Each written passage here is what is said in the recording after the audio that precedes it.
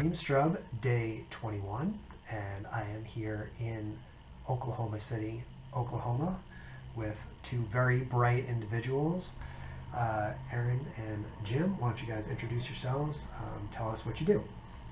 All right, I'm Erin Engelke. I'm the Chief External Relations Officer at Sunbeam Family Services, and what I like to tell people is that I have two primary jobs. One is to tell as many people as possible about Sunbeam, and two is to raise as much money for Sunbeam as possible. Okay. So we're working on both of those here today. We are. And Jim?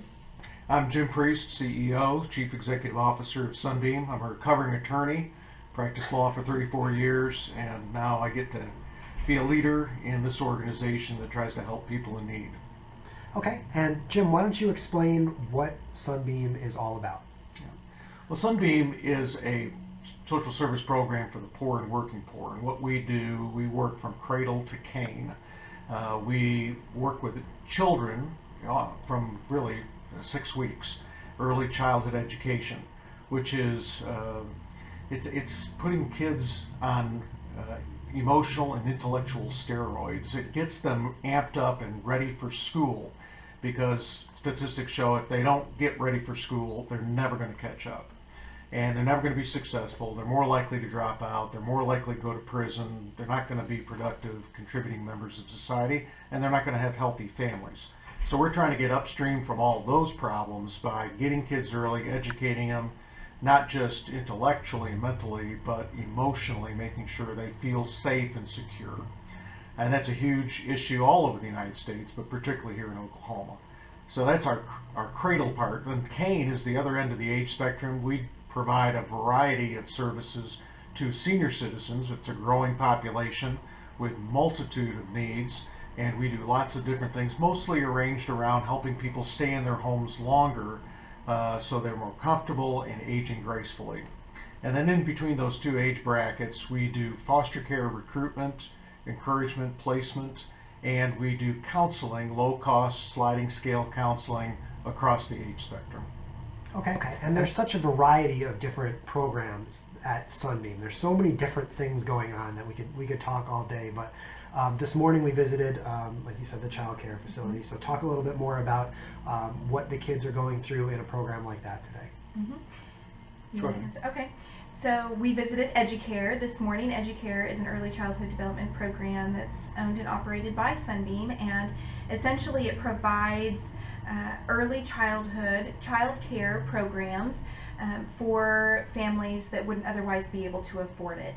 And what's really important and significant about EduCare is that it's not just about providing child care to the child, but also providing support to the entire family. Right. Of course, at Sunbeam, we're all about creating healthy families, and families come in a variety of sizes and shapes and forms. And so at EduCare, that is our goal, is to make sure that the entire family is healthy and supported. And so that might mean bringing out, vision screenings for all of the children in a family, or, additional resources for the family. We assign what's called a family advocate that visits the individual families in their homes.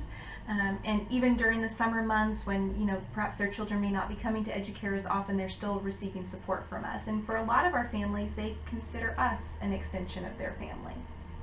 Okay, great. And we talk about specifically here in Oklahoma City, what are some of the reasons that there is such a need? I know we spoke about drugs and alcohol being a huge contributing factor. Right. How does that contribute to the volume that you guys see on a daily basis? Well, I spent a long time traveling the state a few years ago, and I talked to judges, district attorneys, police officers all over the state, and they told me that 80% of their business, locking people up, prosecuting people, is driven by substance abuse, alcohol and drugs. And so people are crying out for help, and sometimes even the people who are addicted are crying out, although in other kinds of ways. Sometimes they're crying out through committing crimes, but it's a terrible scourge on our state and on our nation, and it drives incarceration.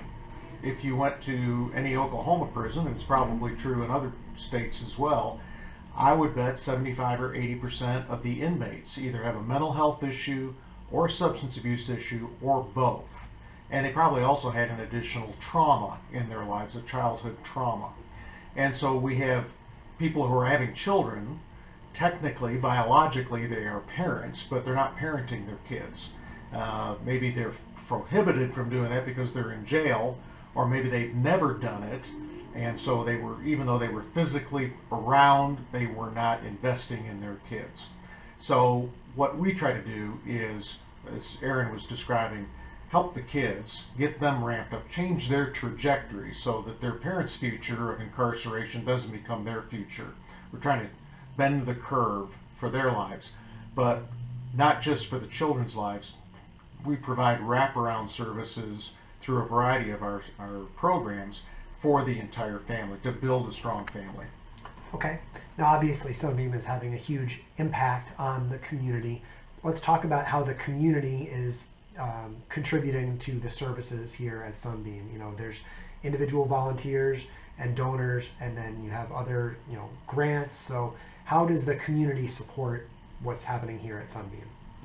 Well, we're sitting in the biggest thing that the community's done for us, maybe in the life of the organization. Besides building the original building, we just finished this almost $11 million facility here, where we're able to get all our services under one roof, serve people better in a more efficient, technologically efficient environment. So that's a big thing, and we do that through donations, big donations and small donations.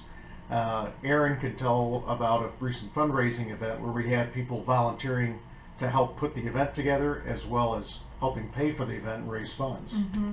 Yeah, I mean, there's a plethora of ways that people can engage with us, certainly through the fundraiser that Jim was referring to, you know, just kind of supporting us in terms of gathering donations, whether it's in-kind donations or financial donations, but also just volunteering their time and engaging with other individuals that we serve throughout the community. And certainly at our early childhood programs, there's a number of ways for people to get connected. We have what's called reading buddies.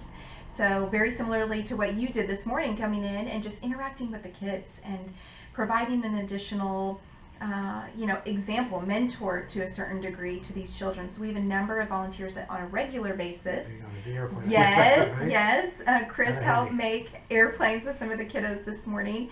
And creating that connection for those children. I mean, even one of the things we heard them say this morning was that they very rarely have guests come in, and what a special treat that was. You know, they were climbing all over you and interacting with you. I mean, they want that. They want that connection. And so we're looking for volunteers who want to connect with the people that we serve. And it's so enriching on both sides, for the kids as well as for the volunteer. So we have an event coming up next Friday, actually, at Educare. It's a huge carnival where we serve all of the families, children and the families that attend Educare. And we've got games and food and all kinds of fun stuff. But we need like 100+ volunteers to help out at this event. And so that's a perfect way for people to get connected with Sunbeam, get their feet wet maybe if they've never interacted with us before, and really experience and get to interface with, you know, the people that are in need in their own community. Great. And you know, at the outset we talked about the tremendous variety of programs that are available here, and we'll put the website up on the screen here so you can go on the website and look.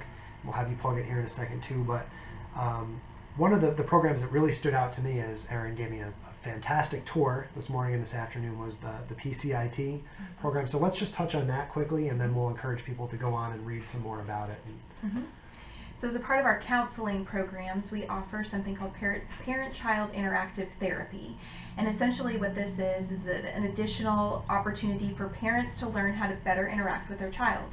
I think, you know, oftentimes we take for granted that, you know, maybe we were raised in a really healthy home environment and our parents knew how to parent us and communicate with us. But for a lot of parents, they haven't had that role model or that example set for them. So they don't always know how to facilitate conversations or handle difficult encounters with their children. And so we offer therapy that provides us a two-way mirror. We were actually playing with that together this morning or earlier this afternoon. And the counselor would be on one side of the mirror, and the parent and the child would be on the other side with like a headpiece, you know, earpiece in their ear. And the counselor would provide coaching to the parent, allowing them to experiment with different ways to communicate with their child or play with their child. And it's just hugely beneficial for the parent, more importantly, to experiment this. Sometimes you've got to actually practice it in order for it to become second nature to you, especially if it's not something that you grew up learning how to do on your own. So not okay. And so, like we said, that's one of so many different things going on here. So why don't we tell people where they can read more information about what you guys do? Yeah, well, we'd love for folks to obviously visit our website at sunbeamfamilyservices.org, and then follow us on social media. So Facebook, Twitter, and Instagram at Sunbeam OKC. That's fantastic. And there's so many life-changing experiences going on here at Sunbeam. So I'm really glad we were able to get together today and really help spread the word about what you guys are doing. So again, check out their website, social media. We'll have Erin pitch it one more time. sunbeamfamilyservices.org, and follow us at Sunbeam OKC on Facebook, Twitter, and Instagram. Thank you guys so much for taking the Thank time you. today. Hey, thanks, It was a Chris. pleasure, and lovely to see you guys. Good luck on your travels. Thank you very much.